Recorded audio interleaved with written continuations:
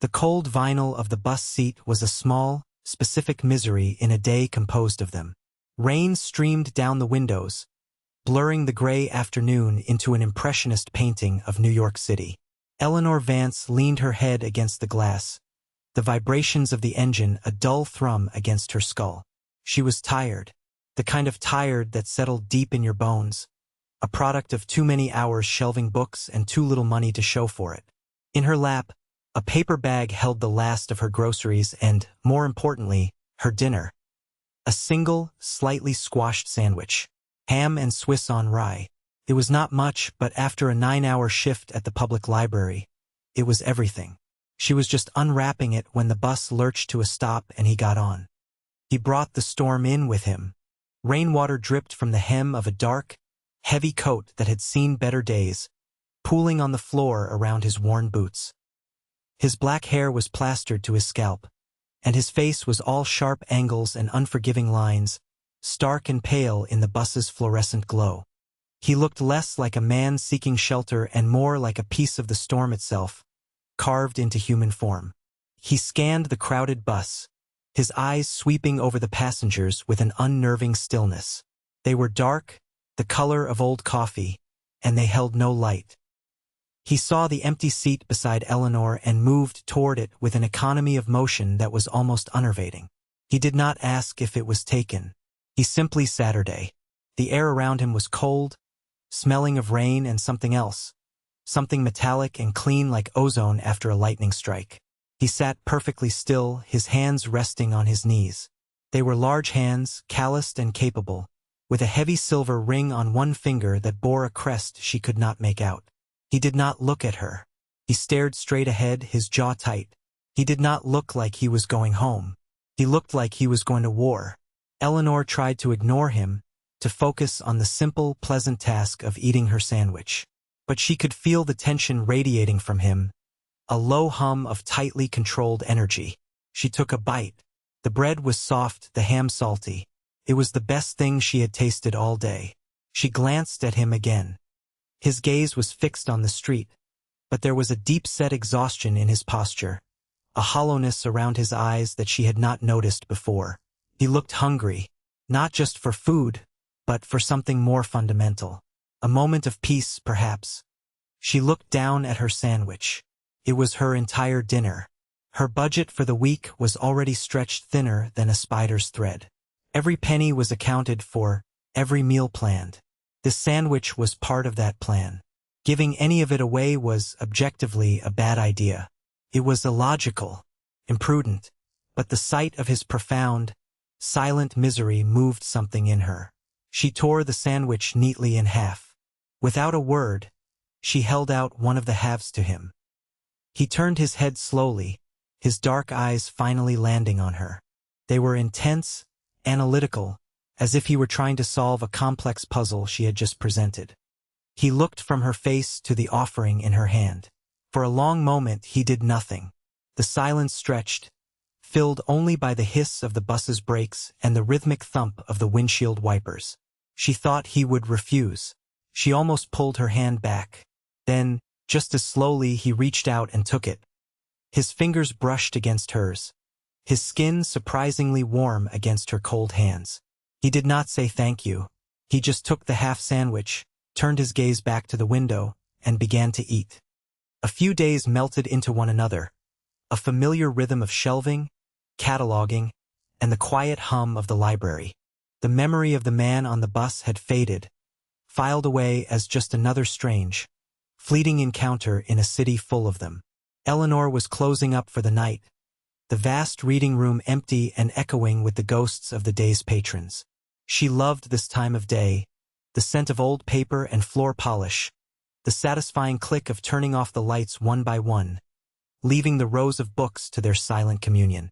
She was doing a final walkthrough in the history section, her fingers trailing along the spines of leather-bound volumes, when she saw him.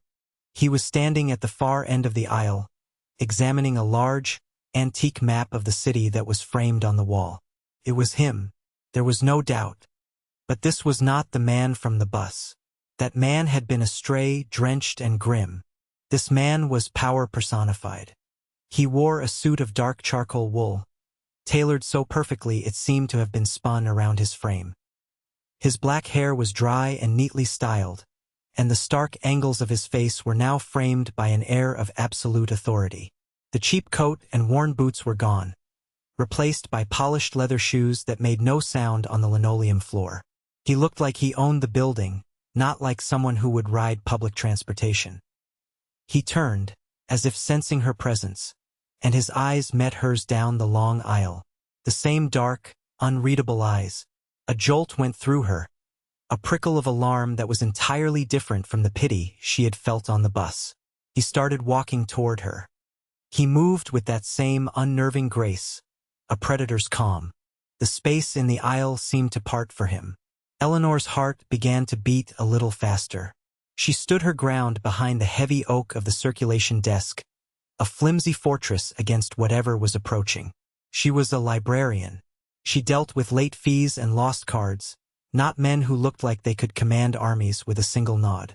He stopped on the other side of the desk, the polished wood a barrier between them. The silence was thick, charged. The scent of rain was gone, replaced by the subtle, expensive fragrance of cedar and something like dried tobacco leaves. He did not smile. He did not thank her for the sandwich.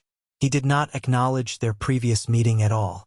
He simply looked at her, his gaze so direct it felt like a physical touch. And then he spoke, his voice a low, gravelly timbre that seemed to vibrate in the quiet air. Eleanor Vance. Her name. He said her name as if he had known it his whole life. It was not a question. It was a statement of fact. A chill traced its way down her spine, cold and sharp. How did he know her name? She had not told him. Her library card was not visible. She wore a simple, generic name tag that just said, Staff. The friendly, anonymous bubble of her life had just been popped. How do you know my name? She asked, her voice steadier than she felt. He offered no explanation. His expression remained unreadable, a mask of cold neutrality. I came to return the favor, he said, his voice dropping even lower. He reached into the inner pocket of his suit jacket and placed a small, heavy object on the countertop between them. It landed with a soft, definitive clink. It was a key, an old-fashioned skeleton key made of dark, burnished brass.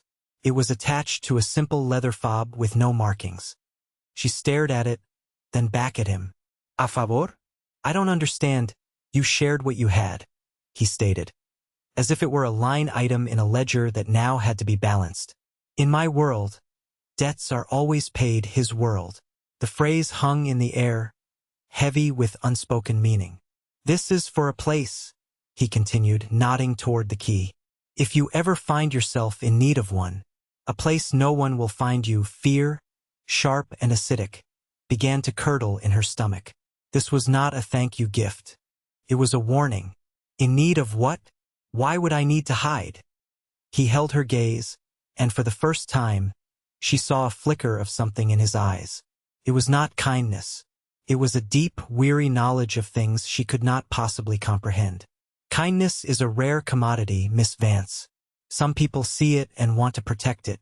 Others see it as a vulnerability to be exploited. He paused, letting the weight of his words settle. I want to be sure you are protected from the latter. She wanted to refuse, to slide the key back across the desk and tell him she did not want any part of his world, whatever it was. But the look in his eyes held her fast. It was a look of absolute certainty. I can't take this, she whispered. You already have, he said, his tone leaving no room for argument. He did not wait for another response. He simply turned and walked away, his footsteps silent on the floor. He disappeared into the shadows of the stacks, leaving Eleanor alone in the vast, empty library. The only sound was the frantic beating of her own heart. On the desk, the brass key gleamed under the fluorescent lights. It felt like a brand, a cold piece of metal that had just chained her to a man whose name she did not even know, and a danger she could not begin to imagine. For 2 days, the key sat at the bottom of her purse, a cold, secret weight she tried to ignore. She went to work. She shelved books. She ate her carefully budgeted meals. She tried to stitch the torn fabric of her ordinary life back together, pretending the man in the tailored suit and his cryptic warning were just a strange dream. She told herself she was being paranoid. He was just an eccentric, wealthy man with a flair for the dramatic. But a thread of unease had been woven into the tapestry of her days. A constant, low-grade hum of anxiety she could not shake. The feeling of being watched followed her from the library to the grocery store, from the bus stop to her front door. She dismissed it as her imagination working overtime. She was wrong. It happened on a Thursday night. She came home late, the strap of her tote bag digging into her shoulder, her mind already on a hot shower and the paperback novel waiting on her nightstand. The moment she put her key in the lock of her apartment door, she knew something was wrong. The lock turned too easily. It was already unlocked. Her heart hammered against her ribs. She pushed the door open a few inches, her breath catching in her throat. The small entryway was dark, but a sliver of moonlight from the window cut across the living room floor, illuminating chaos. Her little apartment, her sanctuary of order and quiet, had been torn apart. Cushions were slashed, books were swept from their shelves, their pages ripped and scattered. Her small collection of mismatched furniture was overturned. It was a violation, a brutal intrusion into the one place on earth she had felt safe. A wave of nausea washed over her. She backed away from the door, fumbling for her phone in her purse. Her first instinct was to call the police. That is what a normal person would do. But as her fingers brushed against the cold, hard shape of the brass key, the man's words echoed in her mind. Kindness is a vulnerability. Some people see it to be exploited. This was not a random robbery. Her television was still there. Her small jewelry box was untouched on her dresser. Whoever did this was not looking for things to sell. They were looking for something else. They were looking for something specific. And it had to do with him. The thought was a certainty, cold and absolute. Going to the police would not help. It might even make things worse. It would invite questions she could not answer and shine a light on a connection she did not understand. Panic began to set in, a frantic, buzzing thing in her chest. She could not stay here. She could not go to a friend's house and put them in danger. She had no family in the city. She was utterly, terrifyingly alone. Her fingers closed around the key. Place no one will find you. It was an insane idea. To trust a stranger, a man who radiated danger like a furnace radiates heat. To walk willingly into his world. A world where people's homes were ransacked as a message. But what other choice did she have? Stay here and wait for them to come back? The image of the slashed cushions, the violated sanctity of her home, made the decision for her. With a trembling hand, she pulled the key from her purse. It was her only option. A desperate gamble in a game she did not even know she was playing. She turned away from her ruined apartment, leaving the door slightly ajar, and ran. Therefore, with no other path open to her, she chose the one that led directly into the heart of the darkness she had been warned about. The address was not written down. It was simply in her head, spoken once by him in the quiet of the library. A street in a neighborhood she had only ever seen in magazines. A sleek, modern tower of glass and steel that scraped the sky. The doorman, a man built like a monument, did not even ask for her name. He simply saw the key in her hand and nodded, his expression impassive, as he unlocked a private elevator. The ride was silent and swift, lifting her high above the city she knew. The elevator opened directly into an apartment. It was vast and empty, a minimalist expanse of white walls, polished concrete floors, and floor-to-ceiling windows that offered a breathtaking, panoramic view of the city lights. There was a sofa, a bed, a kitchen with gleaming, untouched appliances. It was less a home and more a beautiful, sterile holding cell. It was completely impersonal, but it was safe. The silence was absolute, the air still and clean. She spent the first hour just breathing, letting the frantic terror subside into a dull, throbbing ache. She walked the perimeter of the enormous living room, her socked feet silent on the cold floor. She touched nothing. She felt like a ghost haunting a life that was not hers. She did not know how long she was supposed to stay, or what was supposed to happen next. She only knew that, for the first time in hours, she was not looking over her shoulder. She eventually collapsed onto the bed, the mattress firm and unfamiliar, and fell into a deep, dreamless sleep born of pure emotional and physical exhaustion. When she woke, the morning sun was streaming through the windows, and he was there. He was standing by the window, looking out at the city, a silhouette against the bright light. He wore another dark, immaculate suit. A cup of coffee was steaming on the table beside him. A paper bag sat next to it. He must have entered as silently as a shadow. "I knew you would come," he said, without turning around. His voice was the same low rumble, but it held a note of something else. Resignation. "They were looking for something," she said, her own voice raspy with sleep. "They thought you were my associate," he replied, finally turning to face her. His dark eyes scanned her face, taking in her pale skin and the shadows under her eyes. "They saw us on the bus. They saw you at the library. They made an assumption." "Who are they?" she asked, sitting up. The fear was still there, but it was now tempered with a hard, cold anger. "A rival," he said simply. "The Ricci family. They are not known for their subtlety." He walked over to the table and pushed the paper bag toward her. "You should eat." Inside were fresh pastries and a carton of orange juice. Peace offering. Or perhaps just another transaction in his world of debts and payments. She ignored the food. "Why me? Why do they care about me?" He was silent for a long moment, his gaze distant. When he spoke again, his voice was different, quieter.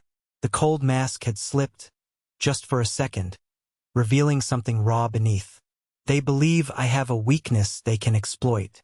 They have done it before." He looked at her then, and the weariness she had seen on the bus was back, magnified tenfold. "I had an older brother, Marco. He was softer than he should have been. He trusted the wrong person. A Ricci. Lorenzo Ricci promised peace and delivered a bullet. They used his trust, his goodness, to get to him. To get to our family." He looked away, his jaw tightening. "They see you, an ordinary woman showing a moment of kindness to a stranger, and they see the same pattern. They see a lever they can pull." He was not just protecting her. He was trying to prevent history from repeating itself. The ghost of his brother was in the room with them, a silent third party to their strange, forced alliance. He told her she had to stay. For her own safety, it was the only way. The apartment, he explained, was one of several properties he kept for situations like this. Untraceable, secure. He left her with a burner phone, its only contact listed as M. He told her not to leave for any reason. Then he was gone, leaving her in the silent, luxurious prison. The days that followed were a strange suspension of reality. Each morning, food would appear, left silently in the kitchen while she slept. Along with it, he started leaving other things. A stack of books from a private collection, first editions with worn leather covers that smelled of history, a record player, and a small collection of old jazz albums. He was curating her captivity, trying to fill the sterile space with echoes of the life she had left behind.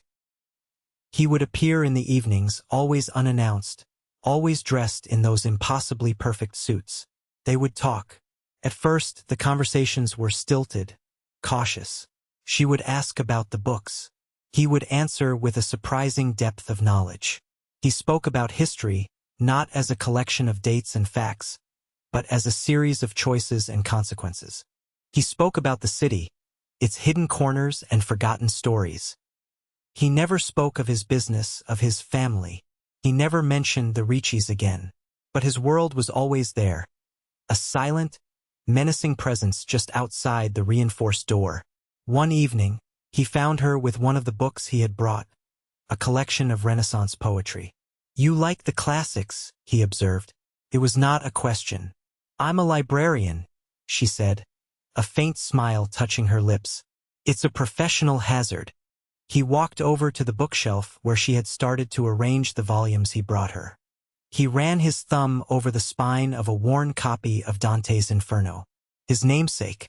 "My mother used to read this to my brother and me," he said, his voice quiet. She said all of life was in that book. Sin, punishment, and the slimmest chance of redemption. He looked up from the book, and his eyes met hers. The air in the room grew thick, heavy. The city lights twinkled behind him, a galaxy of distant stars. For a moment, the tailored suit and the cold authority fell away, and she saw just a man haunted by ghosts, carrying a weight she could only guess at. Dante, he said. His name. He was giving her his name.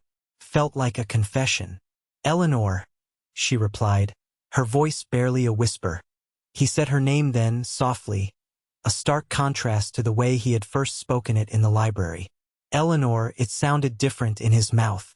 Not a fact to be filed away, but a piece of music he was hearing for the first time. In that moment she made a choice. She would not just hide in this glass tower. She would help him. She would use the only skills she had to fight back. Her life had become a strange paradox. Trapped in a gilded cage, yet freer than ever to pursue knowledge. Dante continued to bring her books, but now, at her request, they were different.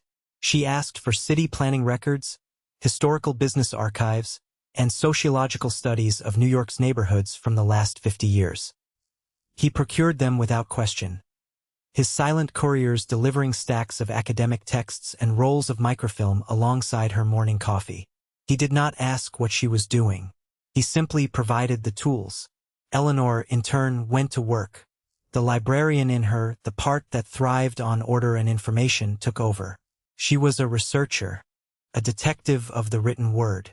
She began to build a portrait of the Ricci family, not through whispers and rumors, but through the cold, hard facts of public record.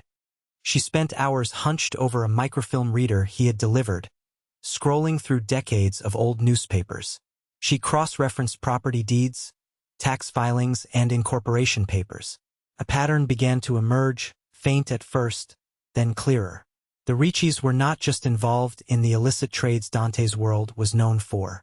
They were laundering their money through legitimate real estate, a vast and complex web of shell corporations buying up entire blocks in transitioning neighborhoods. It was brilliant and deeply buried. She was tracing the ownership of one particularly large holding company when she found it.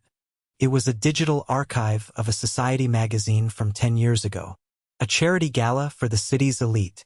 And there, in a glossy photograph, was a younger, smiling Lorenzo Ricci, the head of the family that was hunting her.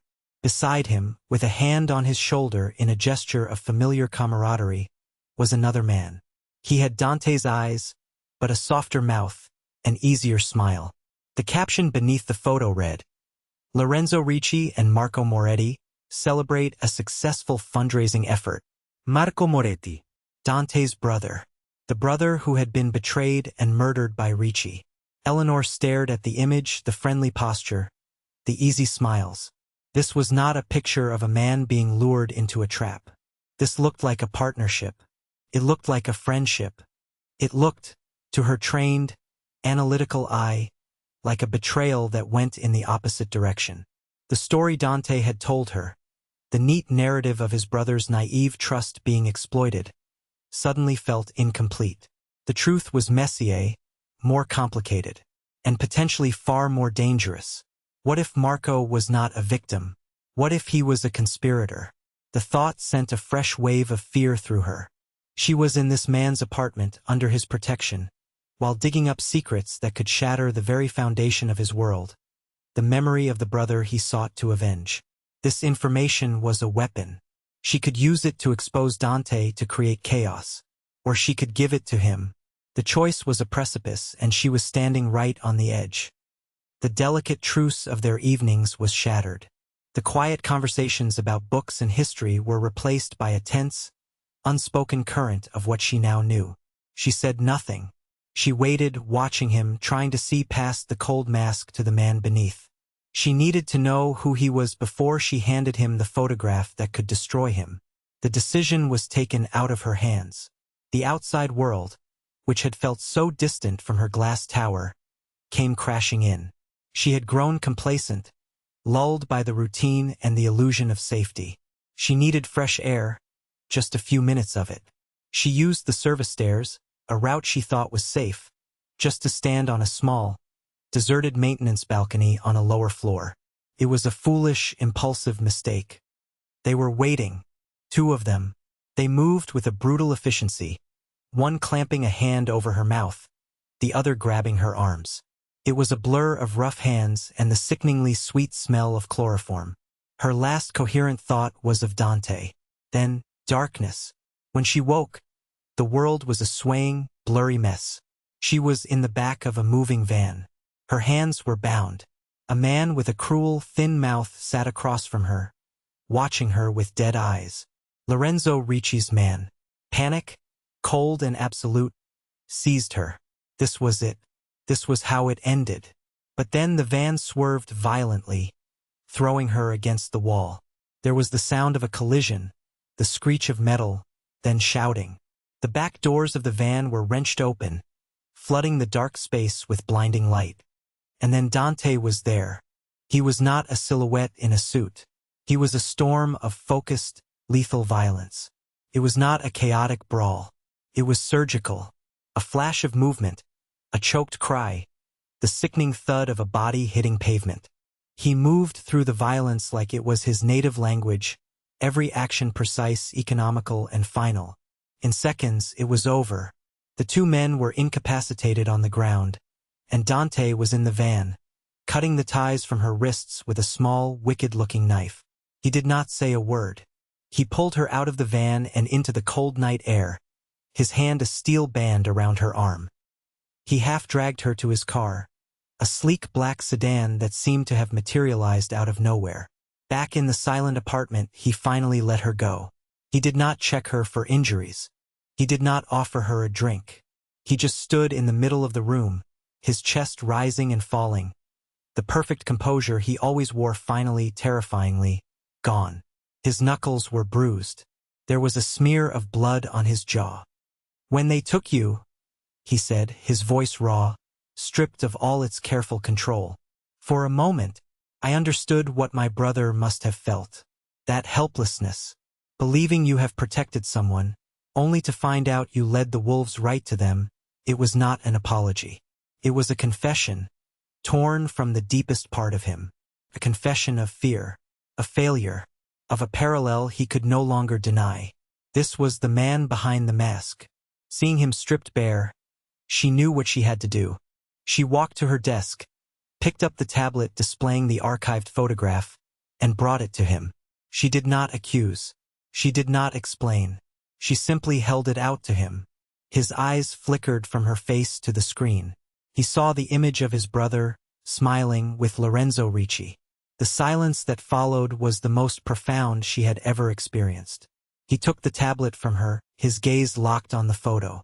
She had just handed him a lit stick of dynamite, and she had no idea if he was going to let it explode. He stared at the photograph for what felt like an eternity. The image of his smiling brother, his arm around the man who had ordered his death, seemed to hang in the air between them. Eleanor held her breath, watching his face. She expected anger, denial, an explosion of the violence she had just witnessed. Instead, his expression closed down, the raw emotion for moments before being locked away behind a wall of ice. He set the tablet down on the table with a quiet click. "I told you my brother was soft," he said, his voice flat, devoid of emotion. "I did not tell you he was a fool." He turned to face her, his dark eyes boring into hers. Marco believed in peace. He thought he could broker a deal, end the fighting with the Riccis without more bloodshed. "I forbade it. I told him Lorenzo Ricci was a snake who would only understand force. Marco went behind my back. He thought a personal connection, a friendship, could change a man like Ricci. That photograph, that was from one of his secret meetings. He thought he was building a bridge. Ricci used that bridge to walk into our house and kill him.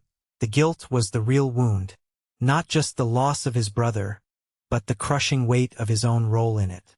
His rigidity, his refusal to consider another way, had pushed Marco to act alone, to take a risk that had cost him his life. Dante had been avenging his brother's death, but he had also been running from his own part in causing it. "He wasn't betraying you," Eleanor whispered. He was trying to save you. Dante's jaw clenched. It is the same thing. He looked from her to the research spread across her makeshift desk. The property records, the maps, the corporate flowcharts. What is all this? He asked, his voice sharp again, the commander back in control. She took a deep breath. It's Ricci's empire, the legitimate side. He's been buying up properties for years, preparing for a city development project. But he's using shell companies, and one of them is fraudulent. Deeply fraudulent, she pointed to a specific document on her screen, a digitized incorporation filing from the state archives. This one. The address is a post office box. The director is a man who died 3 years before the company was even formed. It's the linchpin. If you pull this thread, the whole thing unravels. Not just for your world. For the federal government. She had not just found a weakness. She had found a kill switch. A way to dismantle Lorenzo Ricci's power base not with bullets, but with paperwork. It was a weapon perfectly suited to Dante's surgical precision. He looked at the screen, then back at her. A flicker of something she had never seen before crossed his face. It was not admiration. It was recognition. He was seeing her, truly seeing her, for the first time. Not as a liability, not as a victim to be protected, but as a queen on the chessboard. An unexpected, powerful piece that had just changed the entire game. You did this, he said, the words a quiet statement of fact. With books and a microfilm reader, she simply nodded. He was silent for a moment, the weight of the new reality settling around them. Then he picked up his phone. He did not call for soldiers. He called his lawyer. The final confrontation would not be in an alley. It would be in a boardroom. The end came not with a bang, but with the quiet, devastating force of a collapsing building. Dante did not move against Lorenzo Ricci with an army of men. He moved with a team of lawyers and forensic accountants. The information Eleanor had unearthed was the key. It was irrefutable. A poison pill slipped into the heart of Ricci's legitimate business empire. Dante arranged a meeting, not a sit-down between two rival bosses, but a formal gathering in a sterile, high-rise law office. Lorenzo Ricci arrived flanked by his own legal counsel, expecting a negotiation over territory or tribute. He was arrogant, confident, a king in his castle. Dante was waiting for him, calm and still at the head of a long mahogany table. Eleanor was not there, but Dante had described the scene to her later in clipped, precise sentences. He did not make threats. He did not raise his voice. He simply had his lawyer present a single, bound document. It was a summary of Eleanor's research, a clear and undeniable map of Ricci's financial crimes, leading directly to the fraudulent shell corporation. He laid out 2 options. Lorenzo Ricci could liquidate his holdings, transfer the entirety of his New York territory, and disappear permanently, or the document would be anonymously delivered to the U.S. Attorney's Office. It was not a choice between war and peace. It was a choice between exile and annihilation.